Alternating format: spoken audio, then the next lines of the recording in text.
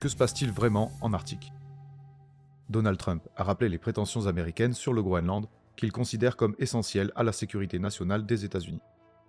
Les déclarations du président élu ont déjà atteint un premier objectif. Le Danemark augmente ses dépenses militaires en direction de son territoire boréal. Mais pourquoi les États-Unis cherchent-ils à renforcer la présence de l'OTAN en Arctique? Les nouvelles routes de l'Arctique sont au cœur d'un affrontement entre l'Occident et les puissances russes et chinoises. L'émergence de voies navigables intercontinentales plus courtes présente un réel avantage en termes économiques et de fiabilité. Mais au-delà des intérêts commerciaux, le développement des routes arctiques permet l'exploitation d'un potentiel Eldorado énergétique. Considérant les rivalités sur le marché des hydrocarbures, la conquête du pôle est un enjeu stratégique pour les puissances en compétition.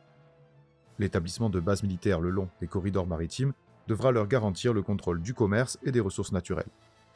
Bref, le développement des nouvelles routes de l'Arctique est un enjeu majeur du XXIe siècle.